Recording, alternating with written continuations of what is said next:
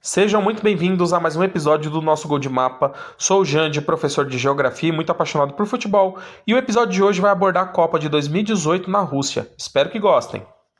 A Rússia venceu uma concorrência pesada para sediar a Copa. Nesse período, a FIFA estava vivenciando muitos escândalos de corrupção, principalmente envolvendo o ex-presidente Joseph Blatter, que deu lugar a Gianni Infantino. Essa Copa marcou a estreia do VAR para a tomada de decisões mais polêmicas, e a atual campeã do mundo, a Alemanha, era cotada como uma das favoritas, assim como a França, Brasil, Argentina, Espanha e Portugal. Os estádios da Copa ficaram localizados em cidades destaques como Kazan, Kaliningrado, Rostov, São Petersburgo, Sochi e Moscou, que tinha dois estádios, incluindo o da final, o Luzhniki. O mascote da Copa era o Zabivaka, um lobo cinzento que veste roupas com as cores da Rússia e óculos de esqui, e seu nome significa aquele que marca o gol. E a bola era a Telstar 18 com desenhos pretos e cinzas que lembram os pixels da televisão, buscando homenagear a bola Telstar da Copa de 1970 com gomos pretos e brancos que apareciam melhor na TV. Sobre a preparação do Brasil, a ferida provocada pelo 7-1 foi forte demais para manter o Filipão e a CBF acabou chamando o Dunga de volta. No período, começou a pipocar muitos escândalos de corrupção, deixando a CBF uma bagunça.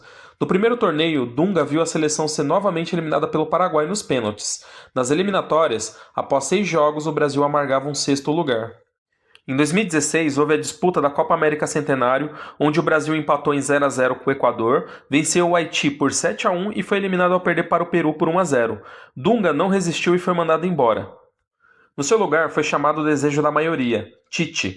Nas Olimpíadas, o técnico Rogério Micali conseguiu o ouro inédito com alguns jogadores que passariam a complementar a seleção principal, e a era Tite começou de forma espetacular e o Brasil disparou e classificou em primeiro lugar. A base da seleção de 2018 começa com o goleiro Alisson da Roma, o lateral direito Fagner do Corinthians, Thiago Silva do PSG, Miranda da Internazionale e Marcelo do Real Madrid. No meio de campo, Casemiro do Real Madrid, Paulinho do Barcelona, Felipe Coutinho também do Barcelona, William do Chelsea e Neymar do PSG, e no ataque, Gabriel Jesus do Manchester City. Outros jogadores que participaram da Copa, nós temos o lateral direito Danilo do Manchester City, que se machucou 2 vezes e não jogou mais na Copa, e o lateral esquerdo Felipe Luiz do Atlético de Madrid. Os meias Fernandinho do Manchester City, Renato Augusto do Beijing Goan da China, e os atacantes Roberto Firmino do Liverpool e Douglas Costa da Juventus. Sobre as seleções participantes, nós temos a Rússia, que era a sede, Espanha, Portugal, Dinamarca, França, Croácia, Islândia, Sérvia, Suíça, Alemanha, Suécia, Bélgica, Inglaterra, Polônia, Arábia Saudita, Irã, Austrália, Coreia do Sul, Japão, Egito, Marrocos, Nigéria, Tunísia, Senegal, Uruguai, Peru, Argentina, Brasil, Colômbia, Costa Rica, México e Panamá. O grupo A contava com o Uruguai, a sede Rússia, Arábia Saudita e Egito. O Uruguai era considerado o favorito do grupo e confirmou levando a primeira colocação. Rússia e Arábia Saudita eram os piores colocados do ranking da FIFA no período, só que os russos fizeram o dever de casa e garantiu o segundo lugar do grupo. No jogo Arábia Saudita 2, Egito 1, o goleiro egípcio El Haddari se tornou o jogador mais velho a atuar em uma Copa com 45 anos e 161 dias. O grupo B contava com Espanha, Portugal, Irã e Marrocos. Espanha e Portugal empataram na primeira rodada por 3-3 com o hat-trick de Cristiano Ronaldo, e as duas seleções europeias garantiram as primeiras posições, com os espanhóis ficando com a liderança. O grupo C contava com França, Dinamarca, Peru e Austrália. A França garantiu a liderança e a Dinamarca ficou com a segunda posição. O grupo D contava com a Croácia, Argentina, Nigéria e Islândia. A Croácia garantiu a liderança com 3 vitórias. A Argentina ficou com a segunda posição apesar da bagunça e péssimo trabalho de Jorge Sampaoli. Durante os jogos, Messi perdeu pênalti contra a Islândia e a seleção da Argentina tomou uma surra da Croácia por 3-0. Na última rodada, venceu a Nigéria para se classificar. O grupo E contava com Brasil, Suíça, Sérvia e Costa Rica. O Brasil garantiu o primeiro lugar, mas sofreu para conseguir os resultados, empatando com a Suíça e ganhando nos minutos finais contra a Costa Rica. A Suíça ficou em segundo, vencendo somente a Sérvia.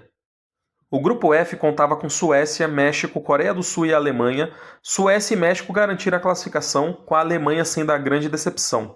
Os atuais campeões perderam para o México, venceu a Suécia no sufoco e na última rodada conseguiu perder para a já eliminada Coreia do Sul. O grupo G contava com Bélgica, Inglaterra, Tunísia e Panamá. Os europeus sobraram no grupo, com a Bélgica ficando em primeiro lugar no confronto direto, e no jogo Inglaterra 6, Panamá 1, Felipe Balói fez o único gol panamenho em mundiais. O grupo H contava com Colômbia, Japão, Senegal e Polônia. A Colômbia garantiu o primeiro lugar e o Japão ficou com a segunda posição, justamente por conta da vitória da Colômbia contra Senegal. Nas oitavas, a França venceu a Argentina em um jogo muito movimentado, com direito a 2 viradas de placar, resultando em um 4-3. Cavani fez 2 gols e o Uruguai despachou Portugal por 2-1. Rússia e Espanha ficaram no 1-1 e nos pênaltis os russos ficaram com a vaga. Croácia e Dinamarca também ficaram no 1-1 e nos pênaltis os croatas levaram. O Brasil venceu o México por 2-0 com gols de Neymar e Roberto Firmino. O Japão abriu 2-0, mas os belgas viraram para 3-2 de forma muito emocionante. A Suécia contou com um gol contra do zagueiro Akanji para bater a Suíça. Inglaterra e Colômbia fizeram um jogo tenso que terminou 1-1, mas os ingleses levaram nos pênaltis. Nas quartas, a França venceu o Uruguai por 2-0 com uma falha do goleiro Muslera. A Bélgica amarrou o Brasil fazendo 2 gols na primeira etapa. O Brasil tentou reagir, diminuiu o placar. Importante destacar que houve um pênalti não marcado em Gabriel Jesus, cometido por Kompany, mas o jogo terminou 2-1 para os belgas. A Inglaterra venceu a Suécia por 2-0 e a Croácia fez um jogo movimentado contra a Rússia, terminando 2-2, e nos pênaltis os croatas levaram a melhor. Na semifinal, França e Bélgica era considerada a final antecipada. A França levou a melhor por 1-0, a Croácia venceu a Inglaterra na prorrogação por 2-1 e na disputa do terceiro lugar, a Bélgica voltou a derrotar os ingleses, dessa vez por 2-0. Então chegamos na final, apitada pelo árbitro argentino Néstor Pitana. A França era a franca favorita, mas a Croácia estava animada e buscava fazer história. A França abriu o placar após Mandzukic desviar contra o próprio gol aos 18 minutos do primeiro tempo. Aos 28, Perisic igualou o placar. Aos 38, de pênalti, Griezmann fez o 2-1 para a França. No segundo tempo, Pogba e Mbappé ampliaram o placar para 4-1 aos 14 e 20 minutos e ainda deu tempo de Lohri tentar driblar Mandzukic e tomar um gol aos 24 minutos, mas a Croácia não conseguiu e a França chegou ao bicampeonato. Vamos formar a seleção da Copa do Mundo de 2018, a formação escolhida é o 4-3-3 e para começar nós vamos escolher o goleiro Thibaut Courtois da Bélgica, que se destacou no Chelsea e Atlético de Madrid e atualmente no Real Madrid chegou a fazer mais de 300 partidas.